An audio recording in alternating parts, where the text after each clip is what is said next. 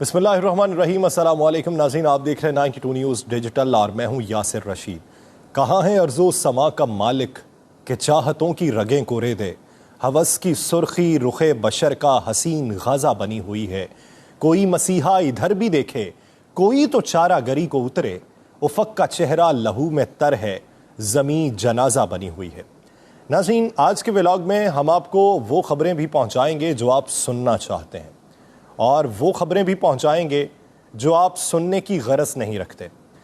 हमारे यहाँ तासुर अब ये पाया जाता है और ट्रेंड ये सेट हो चुका है कि लोग वो ख़बर सुनना चाहते हैं जिसमें कोई मसाला हो।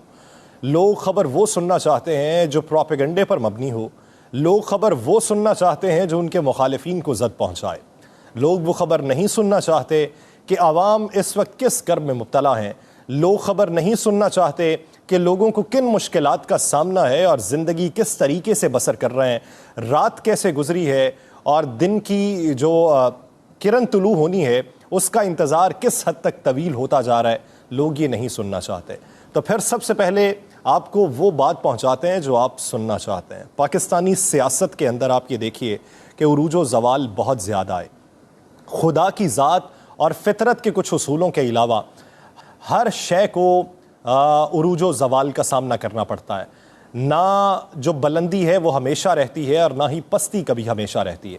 आपको याद होगा कि पाकिस्तान मुस्लिम लीग काफ जब बरसरे इक़्तिदार थी पंजाब में और वफाक में भी हक़ हुक्मरानी रखा था और उसके बाद पाकिस्तान मुस्लिम लीग काफ का ज़वाल शुरू हुआ और फिर हुकूमत आई पाकिस्तान पीपल्स पार्टी की, फिर पाकिस्तान मुस्लिम लीग नून की और फिर पाकिस्तान तहरीके इंसाफ की, उसके बाद हुकूमत आई। लेकिन उन 10 सालों में कि जब पाकिस्तान पीपल्स पार्टी और पाकिस्तान मुस्लिम लीग नून की हुकूमत थी, कोई ये तसव्वुर ही नहीं कर सकता था कि पाकिस्तान मुस्लिम लीग काफ जो है ये दोबारा कभी बरसरे इक़्तिदार आ सकती है, दोबारा कभी इनका कोई वज़ीर आला भी बन सकता है, दोबारा कभी इनका कोई वज़ीर भी बन सकता है। वो इस हद तक पस्ती का शिकार हो चुकी थी। लेकिन फिर वक्त बदला, आदत व अतवार बदले, असलूब बदले और वही पाकिस्तान मुस्लिम लीग काफ जो किस्सा पारीना बन रही थी वो फिर से मंजर आम पे आई और पाकिस्तान तहरीक इंसाफ की इत्तेहादी जमात होने के नाते पंजाब की हक़ हुक्मरानी उन्हीं के एक शख्स के नाम रही। अब ये देखिए कि वक्त बदल जाता है और वक्त के साथ साथ बातें याद रहती हैं, आपका तर्ज़ सियासत याद रहता है। अभी चौधरी परवेज़ इलाही के तर्ज़ सियासत की लोग तारीफ़ करते हैं कि माजी में जब वो सियासत किया करते थे तो वो अपने मुखालिफिन का भी ख्याल रखा करते थे और अब की बार भी वो शायद उसी तरीके से आगे बढ़े। लेकिन आप ये सोचिए कि जब आप हुक्मरानी का नशा चख रहे हों तो उस वक्त आप अपने मुखालिफिन के ऊपर किस तरीके के केसेस बनाते हैं और फिर किस तरह की बातें सुनाते हैं। जब पाकिस्तान पीपल्स पार्टी और पाकिस्तान मुस्लिम लीग नून के रहनुमाओं के ऊपर मुकदमे जारी थे पाकिस्तान तहरीक इंसाफ की हुकूमत में, तो डॉक्टर शहबाज गिल के बहुत से ट्वीट्स ऐसे थे जिसमें उनका ये कहना था कि अभी इनको हवालात में गए हुए एक दिन नहीं हुआ और इनकी तबीयत ख़राब हो चुकी है, इनकी सांसें उखड़ रही हैं, इनको दिल में तकलीफ़ हो गई है, इनका दिमाग नहीं चल रहा। ये उनकी मुख्तलिफ ट्वीट्स हुआ करती थीं। और अब की बार जब वो तहवील में है तो उनकी तबीयत ख़राब हुई तो आप ये देखिए कि वक्त अपने आप को दोबारा से दोहराता है। अब कुछ लोग उनके ऊपर जुमले कस रहे हैं। ना डॉक्टर शहबाज गिल तब सही कर रहे थे और ना अब उन पर जुमले कसने वाले सही कर रहे हैं। तबीयत की ख़राबी का सामना किसी को भी किसी भी वक्त करना पड़ सकता है। इसके लिए दूसरों पे जुमले कसने की ज़रूरत नहीं होती। वक्त से डरा कीजिए। वक्त सबसे बड़ा बदला लेने वाला होता है। वक्त तब्दील होता है, कुर्सी हाथ से छिनती है और इख्तियार हाथ से निकलता है तो उसके बाद पता चलता है आप कितने पानी में हैं। आप हुक्मरानी का नशा चखते हुए ये नारे और ये दावे और बबांगे दोहल ऐसे ऐलानात तो कर सकते हैं कि है किसी की हिम्मत कि मुझे हाथ लगा के दिखाए। हिम्मत तो तब देखने में होती है कि जब आप अपोजिशन में हो, जब आप कुछ नहीं हो और तब आप ये नारे लगाएं कि है किसी की हिम्मत जो मुझे हाथ लगा के दिखाए। तो ये सारा जो नशा होता है, ये सारा जो इक़्तिदार की ताकत का नशा होता है, ये उसी वक्त ही होता है जब आप इक़्तिदार में हो। इक़्तिदार के बाहर हो तो फिर आपका कोई पुरसाने हाल नहीं होता और उस वक्त आपके मुखालिफिन जो बरसरे इक़्तिदार हों वो आपसे इस तरह के फिर हथकंडे भी आजमाते हैं और आपको इन्हीं चीज़ों का सामना करवाते हैं। तो कुछ लोग हैं جو یہ رائے رکھتے ہیں کہ ہم کو اس طرح کے بیانات نہیں دینے چاہیے. جس طرح وزیر ریلوے خواجہ سعد رفیق نے کہا کہ شہباز گل کی گرفتاری پر بغلیں بجانے والوں کو کچھ آرام کرنا چاہیے. ان کا یہ کہنا تھا کہ جب ہم اپوزیشن میں تھے اور ہماری گرفتاریاں ہوئی تھیں تو ہم بھی پابند سلاسل رہے تھے, لیکن اگر آپ اپنے مخالفین کے اوپر اس طرح کے جملے کستے رہیں گے تو وقت پھر سے خود کو دہرائے گا اور پھر آپ پہ بھی وہ وقت آ سکتا ہے, تو اس لیے بغلیں نہیں بجانا چاہیے. دوسری طرف اگر آپ یہ دیکھیے کہ ڈاکٹر شہباز گل کا بنے گا کیا, ایک طرف پاکستان تحریک انصاف ان کے پیچھے کھڑی ہے تو دوسری طرف پاکستان تحریک انصاف کے بیشتر رہنماؤں کا موقف اپنے ان رہنماؤں سے یکسر مختلف دکھائی دیتا ہے. جس طرح فیصل جاوید صاحب نے سینٹ میں اظہار خیال کرتے ہوئے کہا کہ ڈاکٹر شہباز گل نے بہت غلط بیان دیا, ان کو یہ بیان نہیں دینا چاہیے تھا, ان کے خلاف کارروائی کریں اور جو کارروائی ہو سکتی ہے آپ وہ اقدامات بھی اٹھائیں. اب یہ فیصل جاوید کا بیان ہے اور فیصل جاوید ایک ٹاپ لیڈرشپ کے بعد سیکنڈ لیڈرشپ میں پاکستان تحریک انصاف میں شمار ہوتے ہیں, تو ان کا یہ بیان جو ہے وہ کسی حد تک اہمیت بھی رکھتا ہے. یعنی اگر آپ کو کیسز چلانے ہیں تو قانونی دائرہ کار میں رہتے ہوئے کیسز چلائیں. ڈاکٹر شہباز گل کے اوپر جس طریقے سے تشدد ہوا, حوالات کے اندر انہیں جو پسٹل کے بٹ مارے گئے اور اس کے ساتھ ساتھ ان کی ایسی جگہوں پہ تشدد کیا گیا کہ جسے عوام الناس میں نہیں دکھایا جا سکتا, اور انہوں نے اپنے کمر کے زخم تو دکھائے ہیں لیکن بہت سی پوشیدہ جگہوں کے زخم وہ نہیں دکھا سکے. تو یہ بات ضرور یاد رکھیے کہ اگر کسی کے اوپر آپ نے مقدمہ کرنا ہے, تحقیقات کا دائرہ کار وسیع کرنا ہے اور اس کے گرد شکنجے کو مزید سخت کرنا ہے تو قانونی دائرہ کار میں رہتے ہوئے کریں. مخالفین کو آپ زد و کوب کر سکتے ہیں جب آپ اقتدار میں ہوں, تو پھر یہی طریقہ کار وہ بھی آزمائیں گے جب وہ اقتدار میں ہوں. اگر آپ کے ساتھ یہی طریقہ پہلے آزمایا جا چکا ہے تو معافی کا عنصر ایک بار پیدا کر کے دیکھیے, حالات یکسر مختلف آپ کو دکھائی دینا شروع ہوں گے, زندگی رنگین آپ کو دکھائی دینا شروع ہوگی, یہ ذہن کا اسلوب تبدیل ہو جائے گا, آپ کا رہن سہن تبدیل ہو جائے گا, آپ کی طرز سیاست کی لوگ تعریف کرنے لگیں گے. لیکن اسی طرح مار پیٹ اور اسی طرح زد و کوب کر کے اور اسی طرح تشدد کا نشانہ بنا کے اور اسی طرح ذہنی اذیت دینے کا یہ آپ نے اگر ٹرینڈ سیٹ کرنا ہے تو یہ تو دہائیوں سے سیٹ ہوتا آیا ہے. یہ ہٹلر کے دور میں بھی یہی تھا, زمانہ قدیم کے اندر بھی یہی طریقہ کار اپنایا جاتا رہا, تو پھر آپ میں اور زمانہ قدیم کے لوگوں میں کوئی فرق نہیں ہے.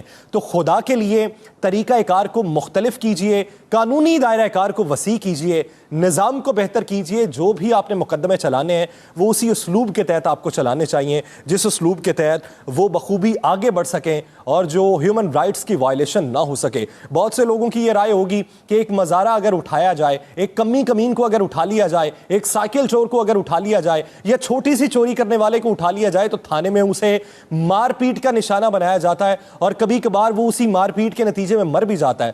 میں اس عمل کی بھی تائید نہیں کرتا اور اس کی بھی مخالفت کرتا ہوں. ہمیں سسٹم کو تبدیل کرنے کی ضرورت ہے اور سسٹم تبدیل سب سے پہلے یہاں سے ہوگا. اگر آپ یہاں سے خود کو تبدیل کر لیں گے تو سسٹم کو تبدیل کرنے میں آپ کو آسانی دکھائی دے گی. بصورت دیگر مشکلات کا سامنا تو آپ تب بھی کر رہے تھے, مشکلات کا سامنا ابھی نہیں تو کچھ عرصے بعد جب آپ اقتدار سے باہر ہوں گے تو آپ کو کرنا تو پڑے گا. یہ تو نسل در نسل ایسا ہی سلسلہ چلتا ہے. ایک وقت آتا ہے اقتدار تبدیل ہوتا ہے تو پھر سے ہمیں وہی ایک پورا سینیریو, وہی ایک پوری فلم دوبارہ سے ریوائنڈ ہوتی دکھائی دیتی ہے.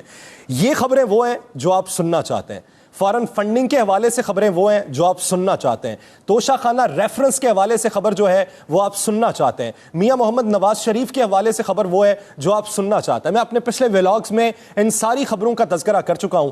فارن فنڈنگ کے حوالے سے کل بھی تذکرہ کروں گا, توشہ خانہ پہ تذکرہ کروں گا, میاں محمد نواز شریف کی واپسی پہ تذکرہ کروں گا.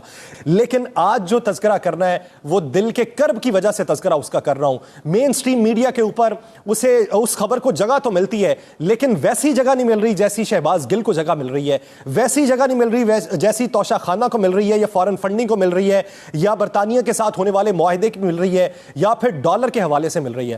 ناظرین, خبر یہ ہے کہ ہمارا بلوچستان جو آدھا ہے وہ ادھڑ چکا ہے. سندھ کی صورتحال یہ ہے کہ آدھا لپیٹا جا چکا ہے اور پنجاب کا جو جنوبی حصہ ہے اس کی اس وقت صورتحال یہ ہے کہ 3 بند ٹوٹ چکے ہیں جو حالیہ کل رات میں ٹوٹے ہیں، جس کے نتیجے میں بہت سی جگہوں پر سیلابی خدشات اس حد تک بڑھے ہیں کہ لوگوں کو یہ نہیں پتا کہ میرے ساتھ والے مکان والے جو لوگ تھے وہ راتوں رات کدھر چلے گئے، وہ سیلابی ریلے میں بہہ چکے ہیں یا پھر کسی محفوظ مقام پہ منتقل ہو چکے ہیں۔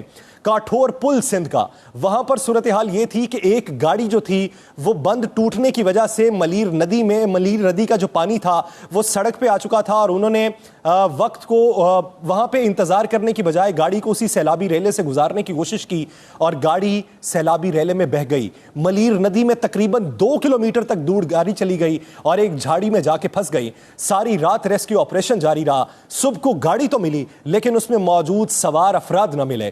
4 بچے ہیں، ایک میاں بیوی ہے اور ایک ڈرائیور ہے، ابھی تک نہیں مل سکے۔ آپ اس کرب کا اندازہ لگائیے کہ تمام وہ لواحقین جو ہیں وہ اس وقت موقع پر موجود ہیں اور وہ صرف آس اور امید پر ہیں کہ خدا را ایسا ہی ہوا ہو کہ گاڑی میں سے یہ لوگ ریسکیو کر لیے گئے ہوں یا پھر یہ خود ہی اپنی مدد آپ کے تحت گاڑی میں سے باہر نکل آئے ہوں اور ان کی جان بچ گئی ہو۔ لیکن ناظرین، اس وقت مال مویشی اگر آپ بہنے کی فوٹیج دیکھ لیجئے تو آپ کو اندازہ ہو جائے گا کہ اگر آپ کی ایک موٹر سائیکل چوری ہو جائے تو آپ کے اوپر جو کرب مسلط ہوتا ہے وہ کرب آپ کے اپنے پالے ہوئے جانور کو اپنی آنکھوں کے سامنے پانی میں بہتے ہوئے دیکھنا اور پھر یہ سوچنا کہ یہ مجھے کبھی واپس نہیں ملے گا، اس کرب کا اندازہ وہ صرف وہی مال مویشی پالنے والا لگا سکتا ہے جس کے بچے بہہ گئے، جس کی آل اولاد بہ گئی، جس کی ساری زندگی کی جمع پونجی اس پانی میں بہ گئی۔ صرف اس کا خیال کیجئے۔ لوگ دور دراز کے علاقوں میں بے یار و مددگار بیٹھے ہیں، وہ پہلے یہ رائے رکھتے تھے، پہلے ان کے مطالبات یہ تھے کہ ہمیں راشن پہنچایا جائے، امدادی سامان پہنچایا جائے۔ اب وہ یہ رائے رکھتے ہیں کہ راشن اور امدادی سامان چھوڑیے، زندہ رہے تو کچھ کھانے کے لائق رہیں گے، جب زندگی ہی نہ رہی تو راشن اور امدادی سامان کا کیا کرنا۔ وہ یہ کہتے ہیں کہ ہمیں ان علاقوں سے باہر نکالا جائے، چاروں طرف ہمارے پانی موجود ہے، باہر جانے کا ہمیں کوئی راستہ سجھائی نہیں دیتا، صرف فضائی آپریشن کے ذریعے ہی ہمیں اس علاقے سے باہر نکالا جا سکتا ہے۔ حکومتی سطح پر جو اقدامات ہیں وہ اس وقت ناگزیر ہیں اور دوسری طرف جو فلاحی تنظیمیں اقدامات کر رہی ہیں وہ بھی محدود وسائل کو مد نظر رکھتے ہوئے اسی طریقہ کار کو آگے بڑھانے کی کوشش کر رہی ہیں جس طریقہ کار پر وہ ماضی میں کیا کرتی تھیں۔ لیکن ہمیں اپنا سسٹم تبدیل کرنے کی ضرورت ہے اور ہمیں یہ دیکھنے کی ضرورت ہے کہ سیلاب کی تباہ کاریوں کے نتیجے میں محفوظ مقامات پہ منتقلی کس طریقے سے ہو سکتی ہے، وہ محفوظ مقامات کو مختص کرنا اور اس حوالے سے باقاعدہ ایک پلاننگ کرنا اور دیر پا پلاننگ کرنا یہ بہت کم لوگوں کو نصیب ہوتا ہے۔ یہاں پہ ڈنگ ٹپاؤ پالیسی چلتی ہے اور ڈنگ ٹپاؤ کے نتیجے میں اپنی حکومت کو آگے بڑھانے کی جدوجہد کی جاتی ہے اور یہ سوچا جاتا ہے کہ کچھ سڑکیں بنا لیں گے تو شاید ہم دوبارہ سے برسر اقتدار آ جائیں۔ سڑکیں بنانے سے بہتر ہے انسانی جانوں کو بچائیے۔ انسان بچے گا تو وہ آپ کی حمایت کر سکے گا، انسان ہی نہیں ہوں گے تو حمایت کس سے کروائیں گے؟ جھاڑیوں سے، پودوں سے یا پھر جانوروں سے؟ مجھے دیجیے اجازت، اللہ نے کے بعد۔